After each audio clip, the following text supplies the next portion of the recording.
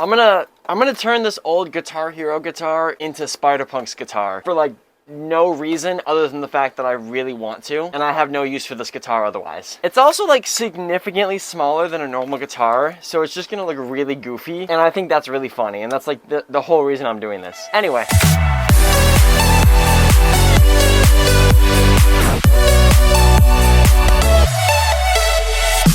Hey, what up? I'm Miles and welcome back. And it's summer, man, so the weather is far too nice for me to make a video and not have it be outside in some form of a way. And of course, I have to relate that to some form of a repaint, which means my paint will dry faster. That's my entire mindset, by the way, is, oh look, nice weather, it's gonna dry fast. I am gravely concerned for the people who just click on these videos not knowing who I am, and then when they watch me, they just get the embodiment of ADHD. There's really no structure to these videos, by the way. Like, common viewers of my channel know to expect this, but if you're new, what's up, man? Like, good luck. Anyway, you heard it right in the intro. We're gonna take this old Guitar Hero or maybe Rock Band guitar and turn it into a Spider-Punk guitar. Now, as far as the design, I have no real clue what I'm doing. That described my channel pretty well. As far as the design, I don't know exactly what I'm going to do. I'm probably gonna figure that out after I deconstruct it and get it ready for paint. The idea that I kind of have is I want to go more structured to the PS4 Spider-Punk guitar with the primary red color and then the white webbing shooting out from the center. But I might play around with some stickers, some decals, some graffiti. I don't know. The point is, this fake guitar has been sitting in my closet for like years. I think I used to use it for old Spider-Punk TikToks, and it is in dire need of a better design. This is the most boring design known to man, so we're gonna spice it up a little bit. This should be a very fun and simple video, but every time I tend to say that, something goes wrong. So I'm not gonna say that, even though I just did. Let's get into it. But first, some bars. Gonna break now, cause the whip in fourth gear. Living like a wannabe, and I wanna be here. Take it back, slow down, not in my vocabulary. Moving every new way, see that I'm imaginary. Aiming for a star, I'm going right for the sun. Living up and beyond and not coast to done. Gotta get away for another night like this, since it's been another minute since I felt like this. And if I'm gonna admit I'm living life too quick, just trying to find another way to make it all fit. I don't know how it ends, but I'm living in the moment. Write a metaphor for life and go back and then rewrote it. And if I wanna make it, gotta be the one to mob it, rockin', entertaining. All I'm watching for the moment that you're locking. It's dependent on the minute that you think you got what's in it. I'm debating every way that I feel I can go within it. Okay, so in terms of normal repaint videos, again, like I said, this is gonna be a relatively simple one. If you've been a constant viewer of my channel and you've seen some repaint videos in the past, you're gonna know how this process goes. You're gonna know the basic process. So for this video specifically, I'm not gonna spend a million hours like explaining everything. I'll do like a quick little blur about what I'm doing, but I'm not gonna go like crazy into detail because, you know, if you've been here, you kind of know how it is. And if you haven't, the stuff I'm doing is fairly self-explanatory, but we'll get it as I'm going. I'm just not gonna make this video like 10 hours long, like the Lego Spider-Man video. That one was long for a reason. Anyway, so the first step for this is deconstruction and sanding. Obviously, this is a very shiny surface. It's like a Nerf gun. Paint isn't going to adhere to that super well. No matter what paint I use, it's not going to do super well on that. So we're going to have to sand our surface. But before we do that, I'm going to see what I can take apart and what makes sense to take apart. When you're doing a project like this, it's always good faith to at least take some things off if you can and if it makes sense. For example, if I can take this white piece off, I probably will, because I might want to paint it a separate color. But if I could take like the neck off, I probably won't do that because there's not much use to doing that. I'll just tape it off later, you know?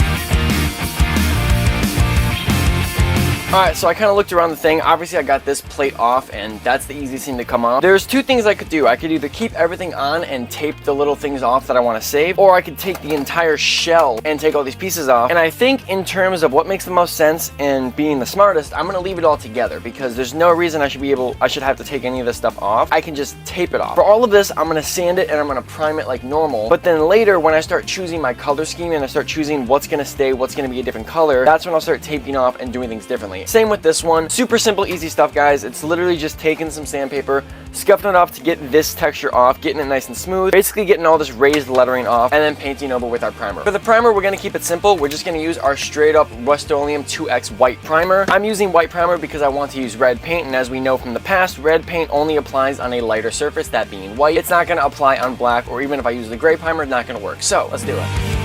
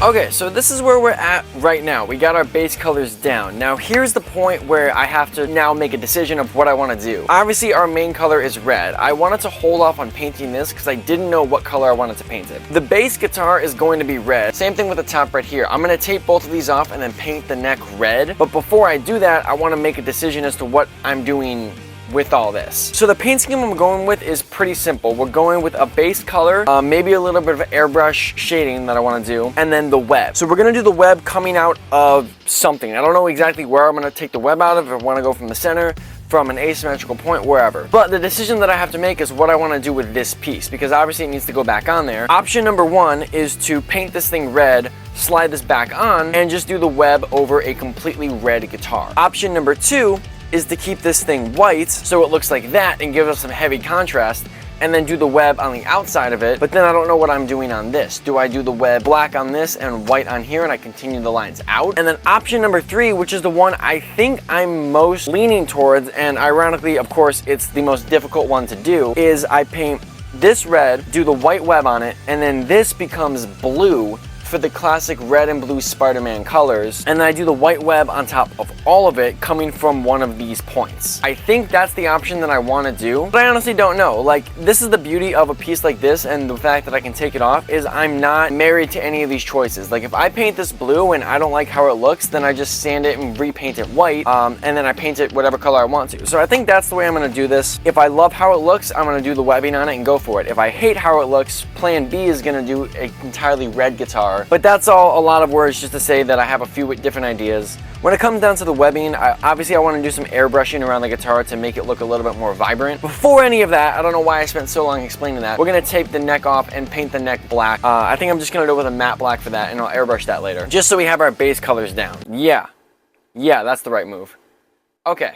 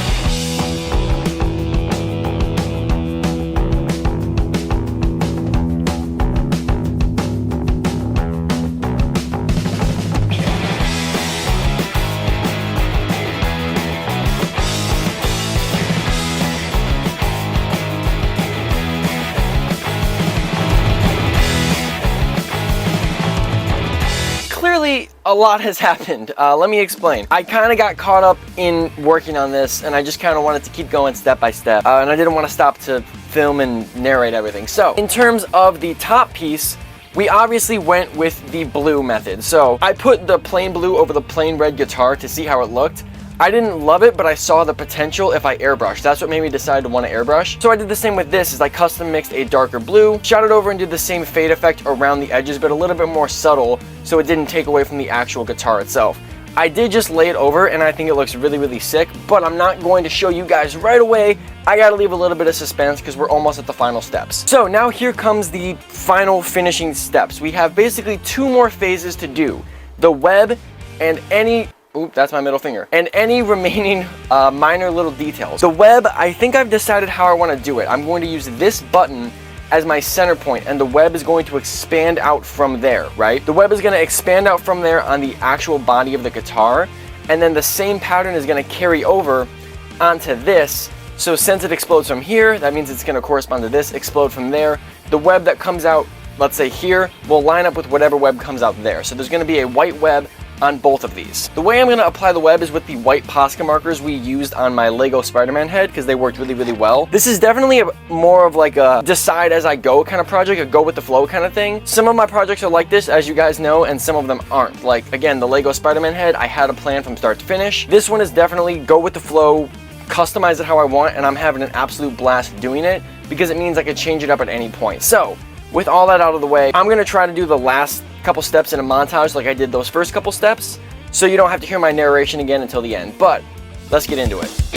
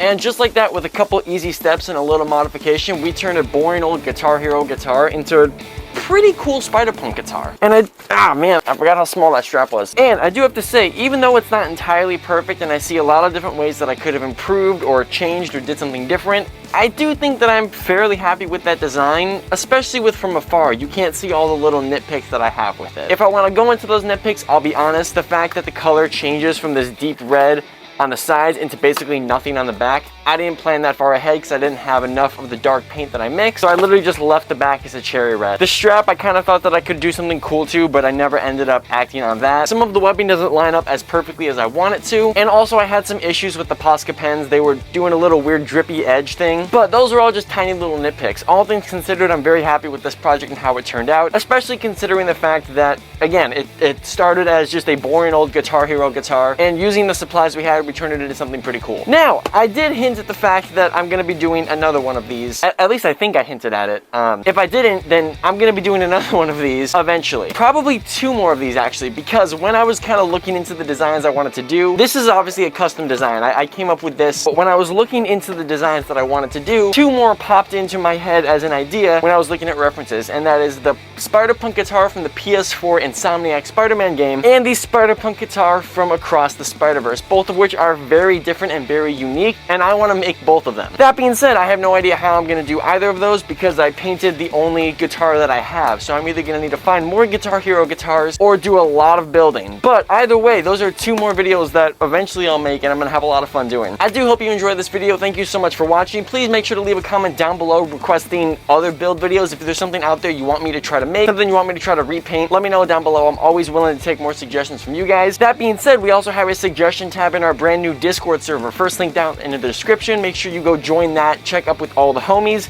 You can suggest videos, talk to the chat, talk to our community, enter giveaways, see convention meetups, all that fun stuff. Anyway, I've rambled for long enough. Thank you so much for watching. Peace and love, do good things, and I'll see you in the next one.